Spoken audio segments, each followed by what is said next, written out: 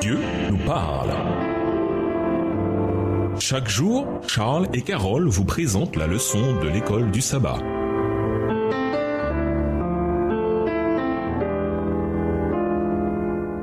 Bienvenue à votre émission Dieu nous parle. Nous voilà en lundi 26 septembre. Triste fin. À la fin du livre de Job, les choses ont bien tourné pour Job, qui meurt âgé et rassasié de jours. Mais nous le savons que trop bien, pour beaucoup d'autres, l'histoire ne se termine pas ainsi. Même ceux qui ont été fidèles, respectables et vertueux ne se sont pas toujours retrouvés dans une situation comme celle de Job. Comment se termine l'histoire des personnages bibliques suivants? Abel, dans Genèse 4, verset 8. Uri, dans 2 Samuel 11, verset 17. Élie, dans 1 Samuel 4, verset 18. Le roi Josias, dans 2 Chroniques 35, les versets 22 à 24.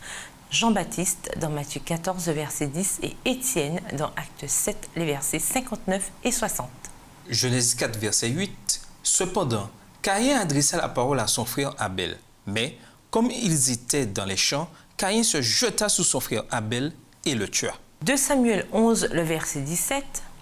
Les hommes de la ville firent une sortie et se battirent contre Joab. Plusieurs tombèrent parmi le peuple, parmi les serviteurs de David, et Uri, le Héthien, fut aussi tué. 1 Samuel 4, verset 18. À peine eut-il fait mention de l'arche de Dieu qu'Élie tomba de son siège à la renverse, à côté de la porte. Il se rompit la nuque et mourut, car c'était un homme vieux et pesant. Il avait été juge en Israël pendant 40 ans. 2 Chroniques 35, les versets 22 à 24. Mais Josias ne se détourna point de lui, et il se déguisa pour l'attaquer, sans écouter les paroles de Néco qui venaient de la bouche de Dieu. Il s'avança pour combattre dans la vallée de Megiddo. Les archers tirèrent sur le roi Josias, et le roi dit à ses serviteurs, « Emportez-moi, car je suis gravement blessé. » Ses serviteurs l'emportèrent du char, le mirent dans un second char qui était à lui, et l'emmenèrent à Jérusalem. Il mourut et fut enterré dans le sépulcre de ses pères. Tout Juda et Jérusalem pleurèrent Josias. Matthieu 14, verset 10. Et il envoya décapiter Jean dans la prison. Acte 7, les versets 59 à 60.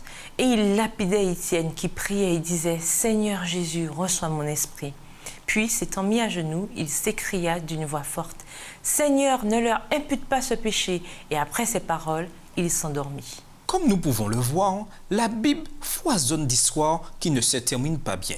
C'est simplement parce que la vie elle-même foisonne d'histoires qui ne se terminent pas bien. Que l'on meure en martyr pour une bonne cause, ou suite à une horrible maladie, ou bien que notre vie en soit réduite à la souffrance et à la misère, beaucoup de gens ne s'en sortent pas de manière aussi triomphale que Job.